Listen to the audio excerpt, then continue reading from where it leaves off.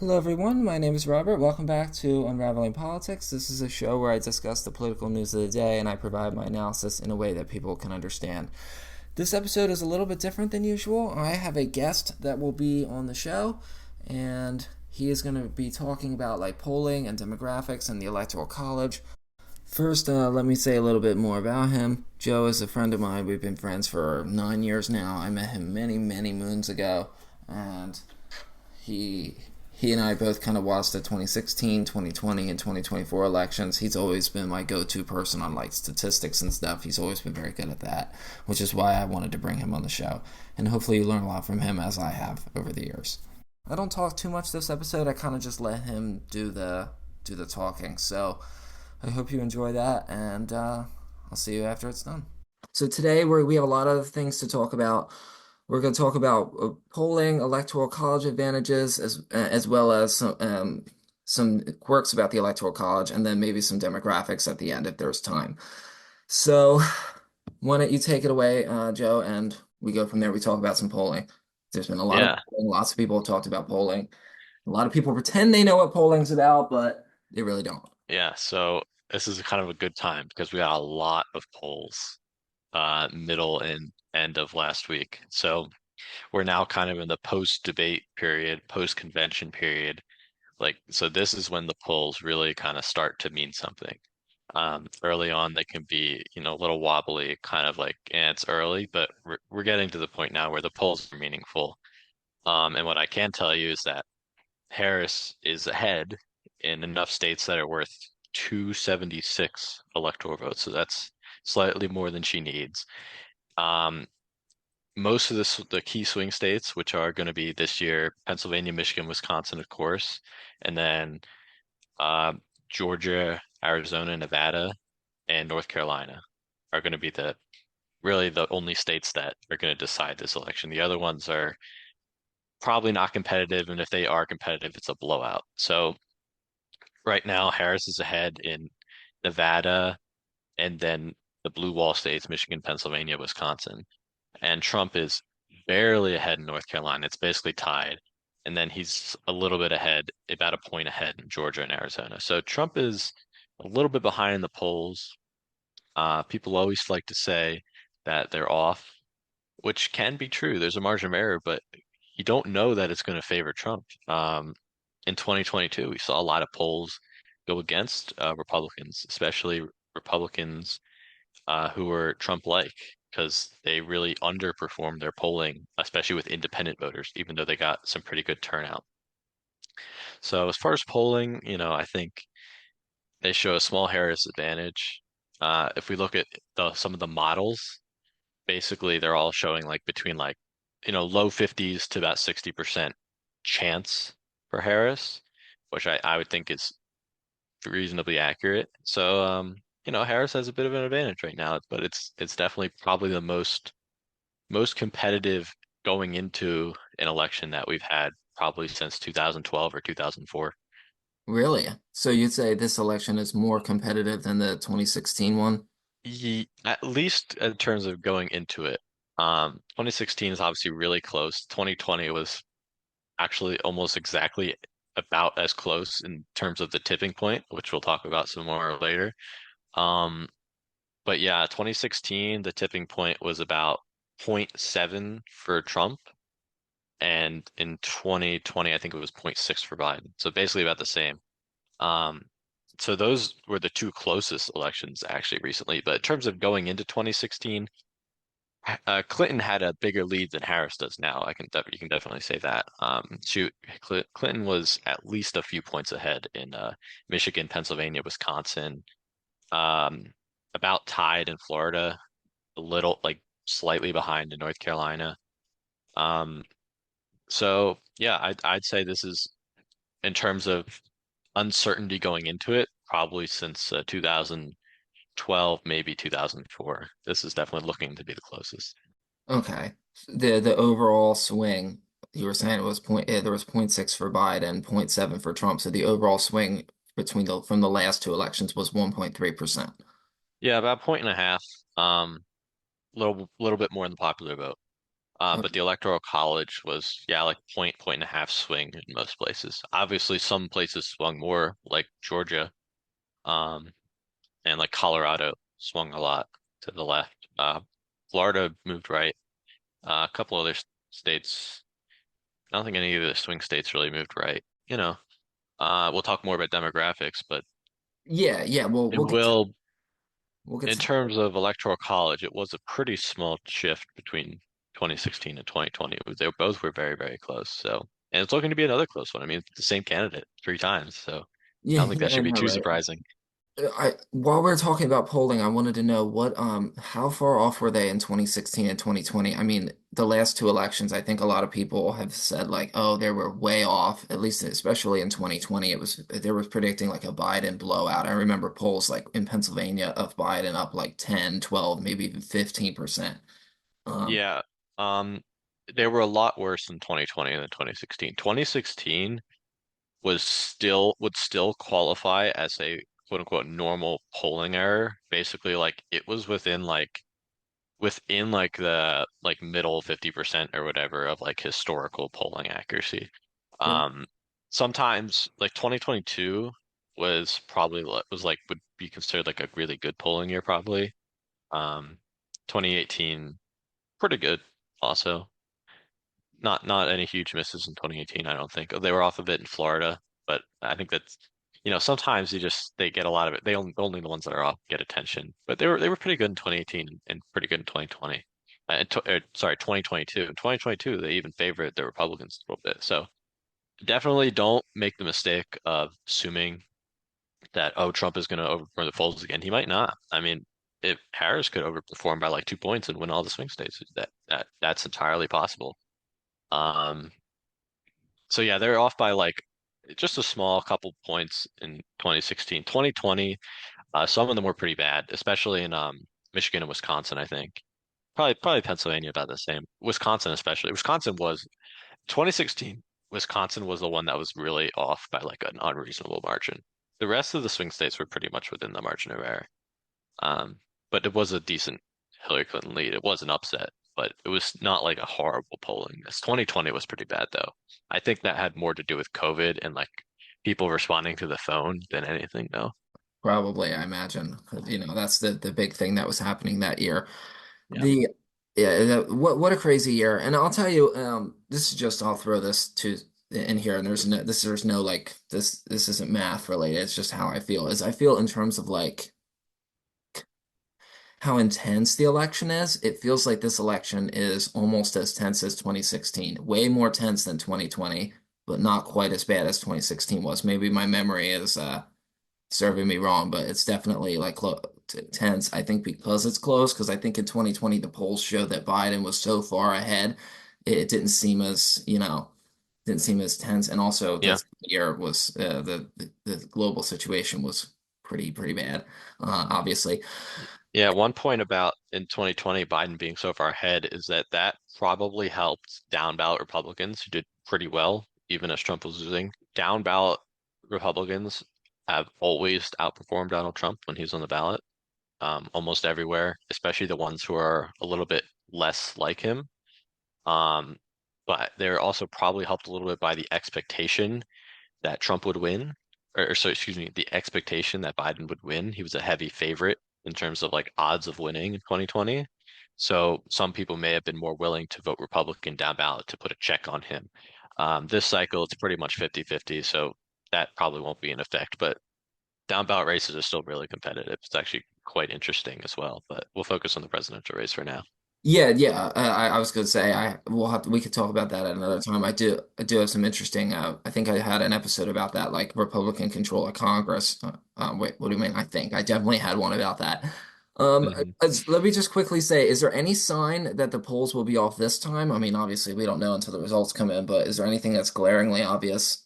I think there's not really any glaringly obvious. I mean, basically all the polls are showing like states voting within like 1 or 2 points of how they voted last time. So it's really hard to say like that's an unreasonable outcome.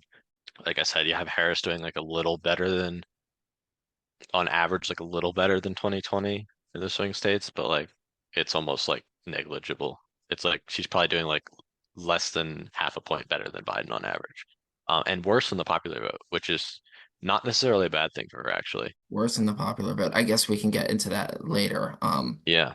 But what are and this is a good, I don't actually know this. What do you consider the most reliable polls?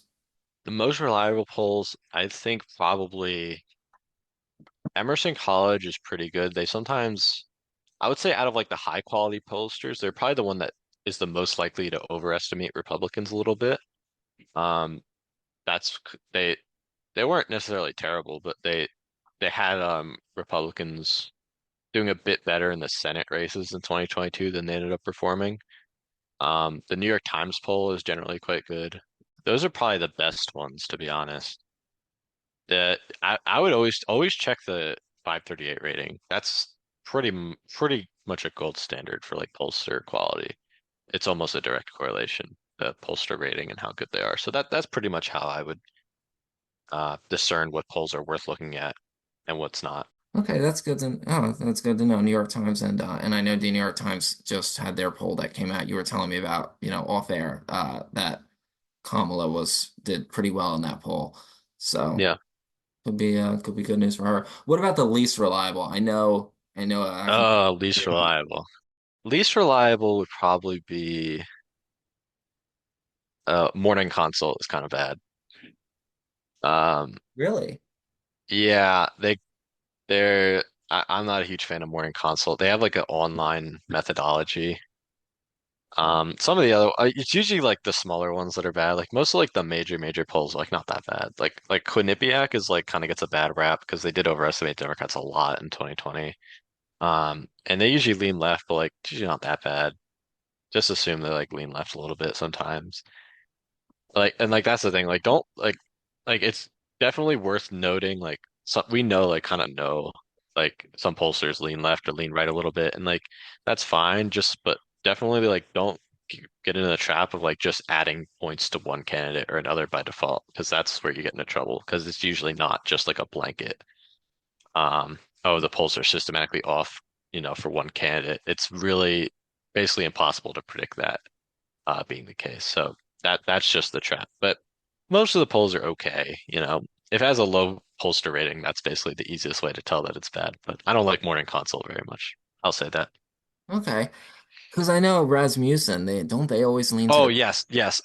Sorry, Rasmussen, terrible. Yeah, they actually I think some of their polls are fabricated. Trafalgar Group, yeah. Okay, now you're jogging my memory. Trafalgar Group, terrible.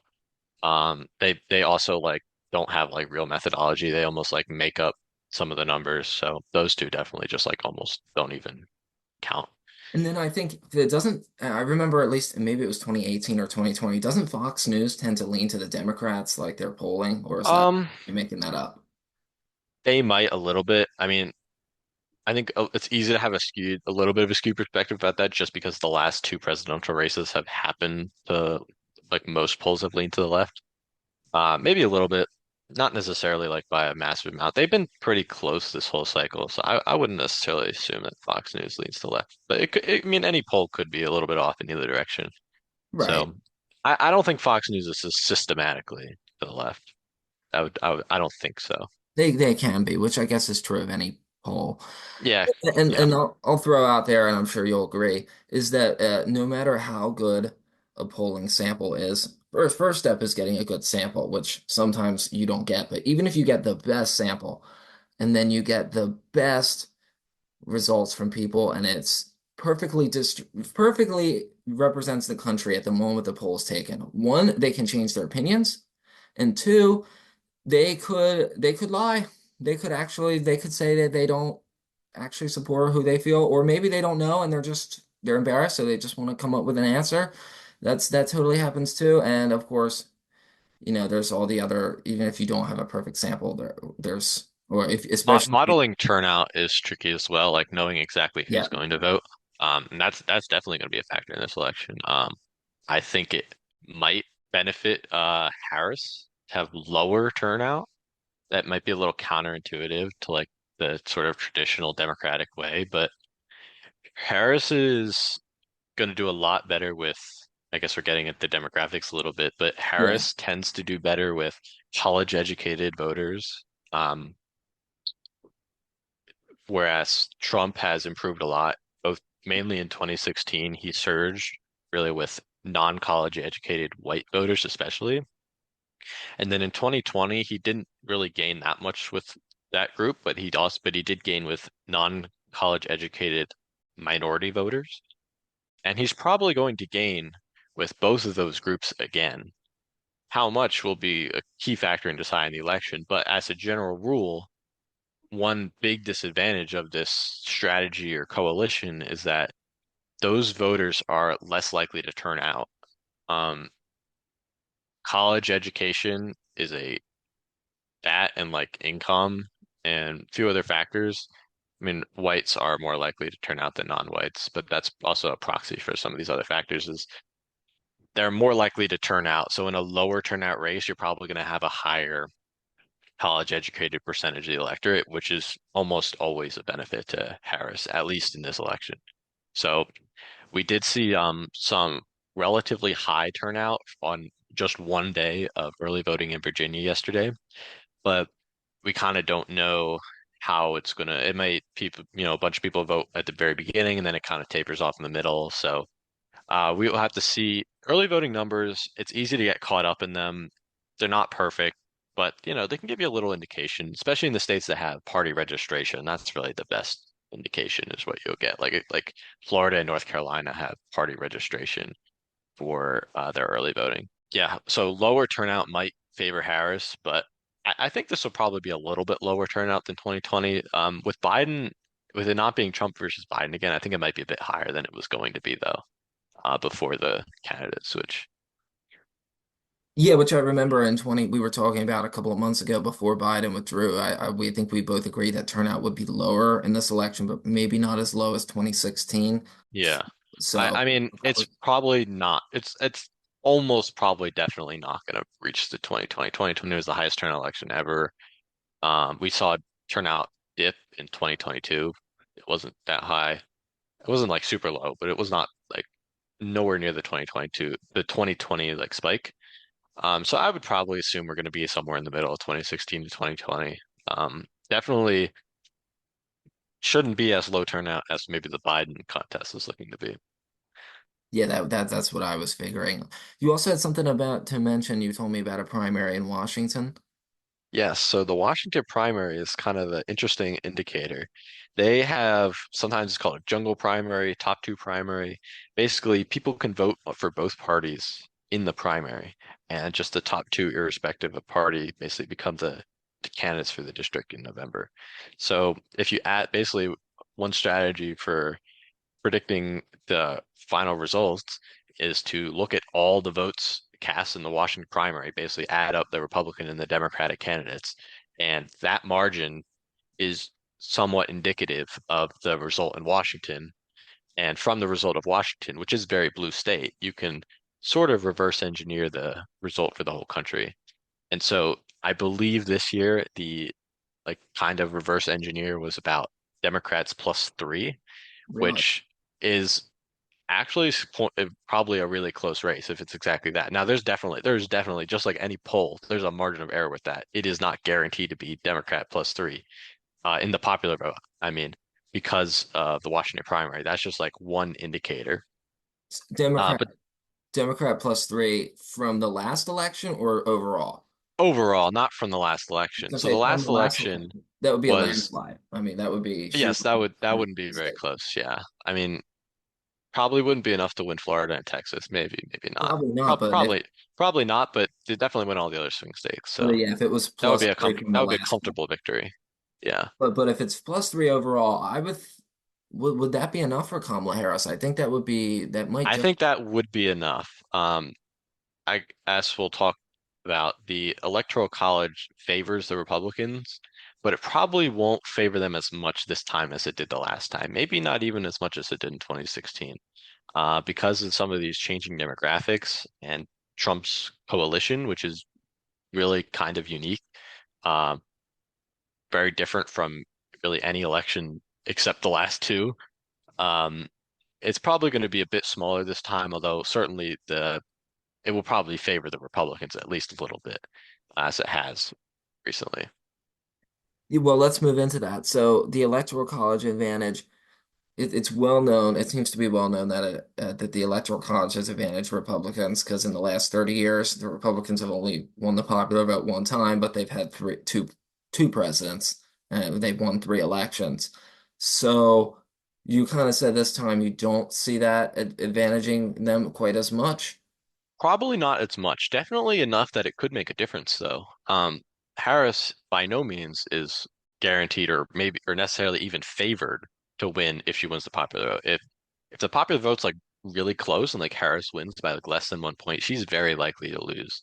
It might not even be that close if the popular vote is less than 1 point. So in 2016 and 2020, what we call the tipping point state was Wisconsin. And so the tipping point is basically you take away the states that they won by the least margin until you find the one that basically brings them under 270 electoral votes. So basically, if they didn't win that state, they would have lost. So you take away, we'll do 2020, for example. In 2020, Biden got 306 electoral votes. The closest state he won was Georgia by about 0.2%, which goes to show you really how close that election was. So that would take him down to 290. The next closest was Arizona at 0.3%. So that would take him down to, I believe, 269 or 280. And then no, it would I think be Arizona has 11 electoral votes. 11. So that would be 279. And then Wisconsin, which was the next closest at 0.6%, that would have taken him just under 270. And so basically, if Trump had done just good enough to win Georgia and Arizona, but not Wisconsin, basically Wisconsin was the kingmaker in that election. And so Wisconsin was almost 4 points more Republican than the country. It was about 0.6% for Biden, whereas the popular vote was about 4.5 for Biden. So that's basically a 4 point, maybe just under a 4 point advantage. In 2016, it was about 3 points. Wisconsin voted for Trump by about 0.7, while Hillary won the popular vote by like 2.3 or 2.4. And so that means it was about a 3 point advantage because you add Trump's win to the popular vote, and that gives you 3 points. So my guess is that it's probably going to be like two or like 2 point something, not very high, like between 2 and 2.5. So that's definitely would be an improvement, especially from 2020, where it really got severe for the Democrats. That was a pretty bad underperformance in the Electoral College. I mean, if you look at the overall map, it's like, oh, Biden got 306 electoral votes. That's decent. Like, that's a comfortable win. But then when you look at the individual margins, you're like, oh, geez. Yeah, I mean, so basically the idea is that if Trump had done like, if you just assume like it's roughly the same everywhere, if Trump had done about 0.7% better, he would have probably won while losing the popular vote by just under 4 points, which is pretty significant. Yeah, that would be huge because Hillary Yeah, lost, so as you said, by 2.3% or about 2.4. Hillary, I think, won the popular vote by like 2 won it, yes. 2.3%. Something 2 point something low. And then Biden won by almost exactly 4.5. So it was definitely a clear popular vote victory for Biden. Um, both much more clear than the 2000 situation where, technically, yes, it was an electoral college split, but Al Gore only won the popular vote by like 0.5%. So it was a not much of a bias. It was just that it happened to be so close. In 2016 and 2020, it was like a more notable like systematic bias is really the big deal there. So if I think there's a good chance Wisconsin again is the tipping point. A lot of people think it's Pennsylvania. I think that's just because it's the bigger state, so it kind of feels more important in that sense, and it is in a way more important in that sense. But I think as far as what is going to be the one that puts the candidate over 270, I think it's probably Wisconsin again. Could be Pennsylvania. Could maybe be something like North Carolina or Georgia under the right circumstances, but probably Wisconsin or Pennsylvania. And so those are really, if Harris wins all the blue wall states, she gets exactly 270. So I think she's also ahead in polls in Nevada. That would give her a little bit of cushion. But if Trump is winning any of the blue wall states, he's probably going to win the election because that's that's probably Harris's easiest path. So if she's losing those, she's probably lost all or almost all the other swing states as well. Right, if she's not winning in the Rust Belt, which would be her strong suit, that like where she should perform strongest, then she Yeah, I mean they're just the bluest states on paper, basically. The like Georgia, North Carolina, um, Arizona, even a little bit. They're just more Republican at a baseline level than the blue wall states right now. which would explain why the Trump campaign is pouring so much money into Georgia and Pennsylvania, but Pennsylvania especially. Yeah. So lastly, demographics. We touched on that a little bit before we run out of time. Demographics. Who is kind of Trump's? You talked about Trump's coalition and how it's kind of a fragile one in that they don't always come out to vote. What is his coalition? So Donald Trump does by far the best out of any demographic with white voters who don't have a college degree. As far as age, he does the best with middle-aged voters, not necessarily the boomers. Really? Although he does overall win them. But really, like I think it's like 45 to 65 is his strongest demographic. 65 and up is actually not like a huge margin for him, but really those middle-aged white voters and across age, education has really become the dividing line in the Trump era of politics. In 2012, Mitt Romney actually did a little bit better with white voters who had a college degree versus white voters who don't. Sometimes they call them blue collar or white working class voters. Basically, code words are just synonyms for the same thing. Basically, white voters who don't have a college degree. That's really what it stems from, or at least correlates to. So it's a little bit risky in the sense that those voters are more inconsistent in actually voting. So if it's a lower turnout election, it could hurt him. 2020 being such a high turnout election probably helped Trump. And I think it also helped him probably improve some of his margins with minority voters because they well tend to have a little bit of a lower rate of education than white voters, and his gains were basically mostly with men who don't have a college degree cross race. That in 2020, that's basically what he did. He actually didn't really gain much with white voters. Well, I think he lost with white voters overall.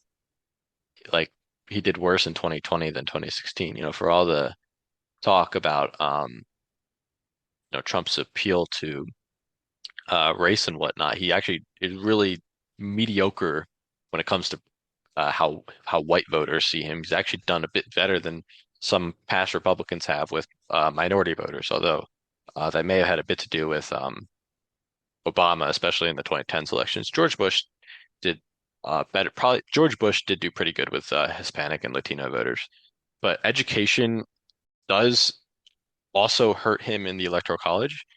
I can tell you Wisconsin, Pennsylvania, Georgia, and North Carolina all have reasonably high concentrations of white voters with a college degree, which have dramatically shifted left in the past really 8 years. I mean, Trump did he won in spite of it in 2016, but he did a lot worse in a lot of counties, especially in the South, like Georgia and Texas than Mitt Romney did because he did so much worse with white voters with a college degree. In 2020, we saw some pretty big shifts again from counties who had a lot of them.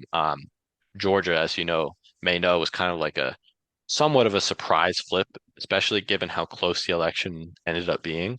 It would have been thought that Georgia was more of a reach for the Democrats, but they were able to flip it because they made like double-digit gains in big counties outside of Atlanta with a lot of college educated voters. Some of them were non-white, but a lot of them were white voters changing their votes who had maybe voted for Romney. Some of them voted for more of them voted for Clinton than did for Obama, and then a lot more voted for Biden. So that's a weakness, and something of a maybe a hot take is that I think Arizona is going to be the reddest swing state this election. Not a guarantee. They'll all probably be pretty close to each other, maybe except for I think Michigan is probably the most clearly to the left. Um, but I think Trump might do better in, say, Arizona than North Carolina, even though he won North Carolina last time while losing Arizona, because Arizona has a lower rate of education. It has more Hispanic voters, which are maybe Trump's biggest demographic to gain with from 2020. Whereas North Carolina, I have to say, I was unimpressed with the Republican margins in the midterm. They were really helped by low black turnout in the midterm, and yet the race was still pretty close for Senate and some other down ballot races. And um, there's a lot of white college educated voters in North Carolina who live in the suburbs, who live in swing counties, who Trump is probably going to lose ground with again, even if he wins. So, especially North Carolina and Georgia, he does poll ahead, both of them. They're both quite close, but I think those are two states that are pretty tenuous for Trump, even if he's a little bit ahead because of that weakness with college educated white voters, especially. Yeah, I'd have to. I mean, I kind of, I have to admit, I assumed that North Carolina would be pretty certain for Trump, but the polls are showing not so much. And then I figured Arizona would go for Trump just because of all that's going on in the border, and they're right by the border. Yeah, that So probably and that kind of goes along maybe with the Hispanic vote a little bit. But I just think the blue wall states seem to be the bluest just on average in general. And they have been for even when he won them in 2016. They were still much bluer than the states in the South generally. Trump should gain in Nevada. I don't know if he'll flip it. Harris is ahead in the polls there, but he should do better than his about 2.5 point loss last time because Nevada is a state with a very low rate of education, a lot of like blue collar workers, a lot of Hispanics and whites without a college degree who Trump could probably stand to game with. Another state that he might do a bit better in is New Mexico. New Mexico does have a decent amount of white voters with a college degree, so there probably won't be a massive shift, but he'll definitely do a lot better in like certain areas, maybe near the border, maybe a little bit further away from the big cities like Albuquerque and Santa Fe. Not a swing state, but just those patterns kind of tend to transcend state boundaries. It's really more about demographics than it is the state. So, I think that Harris has really the better coalition this time around. You could probably argue Trump had the better one in 2016. 2020 was pretty balanced, I think. Well, it did favor, well, I guess that's not true. It probably favored Trump in 2020 because there was such a big gap between the popular vote and the electoral college. But that gap seems to be closing a bit. As Trump is probably going to gain a lot of non-white voters in like New York and California, where it doesn't count because those states are going to vote Democrat no matter what. The margin I think Trump will do a lot better in New York, several points better in California. Um, but that's just going to eat into popular vote without winning him any electoral votes. Because no matter how much he gains, he's definitely not going to flip the 25 to like 30 point margins in those states. So I think that Trump is, and this was kind of even when Biden was in the race before the end, when it got really ugly. Um, I was a little bit skeptical of Trump's ability to win the electoral college because he just has some weaknesses. White voters with a college degree are just a huge demographic in the blue wall states and especially in the Southeast.